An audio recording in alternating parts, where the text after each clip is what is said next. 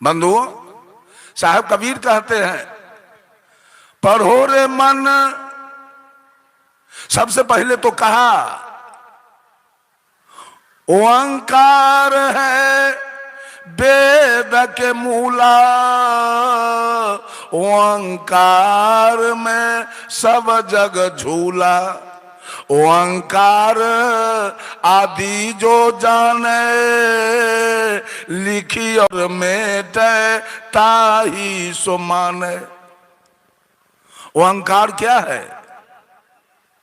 ओम क्या है? बहुत सारे लोग ओम का जाप करते हैं, जरा ओमकार तो बताइए।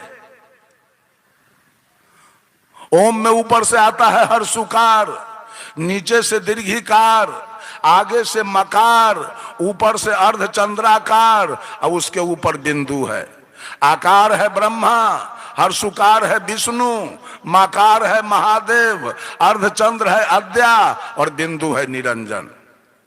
आकार ब्रह्मा है वायु तत्व, हर्षुकार विष्णु है जल तत्व, मकार महादेव है अग्नि तत्व, अर्धचंद्राकार अद्या है धरती तत्व और बिंदु निरंजन है आकाश तत्व।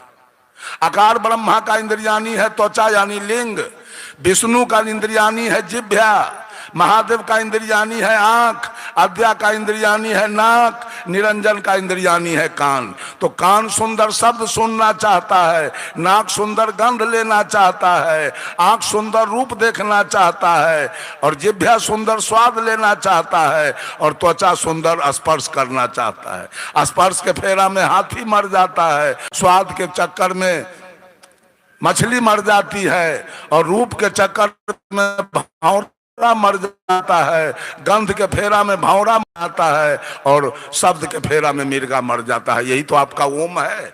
आई ओम को इतना महत्व दिया, इतना आगे बढ़ा के ले गया कि ओम के जैसा शब्द तो दुनिया में कुछ है ही नहीं। हम कहते हैं ओम के जैसा खतरनाक शब्द ही दुनिया के अंदर नहीं है। समझ के देखिए, समझ के। साहब कबीर कहते हैं ओंकार आदि जो जाने, लिखी और मेटे ताई सो माने। अब बोलिए ओम बोर्ड पर कौन लिखेगा? ओम शब्द बोर्ड पर कौन लिखेगा? मनुष्य। और मिटाएगा कौन? तो लिखने और मिटाने वाला बड़ा है कि वो अक्षर बड़ा है? वो अक्षर बड़ा है कि लिखने और मिटाने वाला बड़ा है? कौन बड़ा है? जरा समझिए बात को। साहब कबीर कहते हैं वेद बरा की जिन उपजाया। वेद किसी ने लिखा, अब कानून बना के आपके माथे पर छाप दिया, आपके माथे पर रख दिया, आप डिरियाते रहिए पूरा जीवन भर। लिख करके रख दिया है आपके माथे पर, डिरियाते रहिए इसके फेर में, जमीन बेच के सलाद करते रहिए। बाप माए के वेद बना दिया आपके लिए। जमीन बेच के बेटी का विवाह कीजिए, मुंडन कीजिए, छठ कीजिए, होली कीजिए, दिवाली कीजिए, बैनाथ जाइए, जगन्नाथ जाइए, केदारनाथ जाइए, हरिहरनाथ जाइए, पशुपतिनाथ जाइए, गंगा में नहाइए, जमुना में नहाइए, कमला में नहाइए, सब धन फूक दीजिए इसी में। ये वेद ने आपके लिए क्या किया है? बंधुओं, जब ये बात सदगुरु कबीर बोले, फिर थर्रा गए सब लोग और फिर कबीर साहब को घेर लिया। कहा बाबा, वेद को हम लोग अनादि मानते हैं। तो साहब कबीर ने कहा ई मन बरा कि जही मन माना। किसी चीज को मानने वाला कौन है? मानता कौन है? यह मन किसी चीज को मान लेता है। अब मन को मान के रखने वाला कौन है? अगर जीव निकल जाए काया से तो मन रहेगा? मन बड़ा है कि जीव बड़ा है? जीव बड़ा है। जीव निकल जाए तो मन की सत्ता रहेगी? नहीं रहेगी। फिर कबीर साहब की बात आगे हो गई। फिर सब लोगों ने कहा बाबा छोड़ दीजिए सब बात को, हम लोग राम को अनादि पार ब्रह्म परमेश्वर मानते हैं। तो साहब कबीर कहते हैं राम बरा की राम ही जाना। बोलो राम बड़े हैं कि राम के पुजारी, राम के सेवक? कौन बड़ा है? सेवक बड़ा है। चीन में राम का सेवक नहीं है, राम की कोई मर्यादा वहां नहीं है। जापान में राम का पुजारी नहीं है, कोई मर्यादा नहीं है।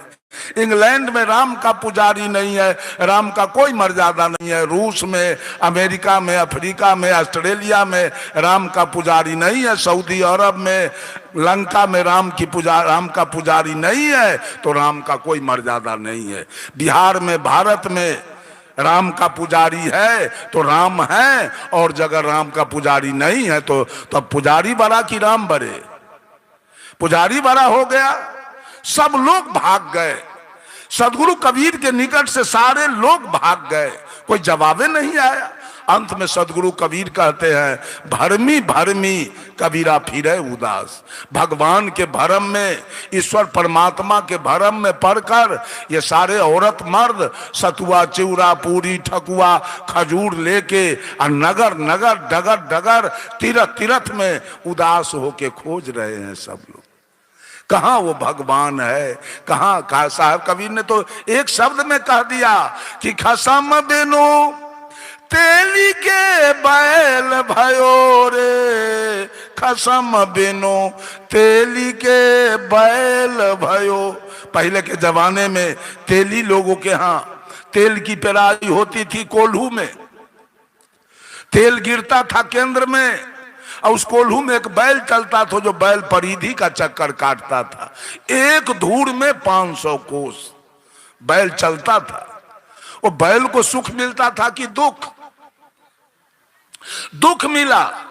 वैसे भगवान बैठा है केंद्र में, सारा दुनिया के औरत मर्द सतुआ चिवड़ा पूरी ठकुआ खजूर लेके जिंदगी भर परिधि का चक्कर, बैनाथ जगन्नाथ और गंगा जमुना वैष्णो देवी के चक्कर काट रहा है भगवान के खोज में। तो तेली के बैल है सब की नहीं? सारा दुनिया के औरत मर्द तेली के बैल है। जैसे बैल को दुख मिला, वैसे तीर्थ में गए, न नहाने का ठीक है, न पैखाना जाने का ठीक है, न सोने का ठीक है, न कपड़ा सुखाने का ठीक है, कहीं कोई सुख नहीं। बस दुख काटने के लिए गाड़ी रिजर्व करा लिया और नगर नगर दौड़ लगाते हैं कोल्हू के बैल के जैसे। ये साहब कबीर ने कहा, खसम माने होता है दुल्हा, और दुल्हा मीन्स ज्ञान। एक ज्ञान के बिना सारा दुनिया तेली के बैल बना है, और कोल्हू के जैसे, बैल के जैसे परिधि का चक्कर जीवन भर काट रहा है। परमात्मा बैठा है केंद्र में और खोज रहा है परिधि में।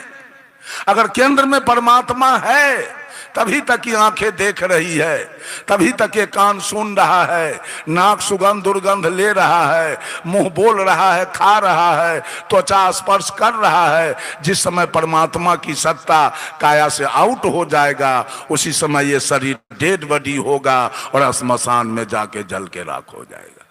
बंधुओं, मेरा समय पूरा हो रहा है, शायद पूरा हो गया। अब मैं अपने वाणी पर यहीं विराम लेता हूं। बोलिए सद्गुरु देव की। आचार्य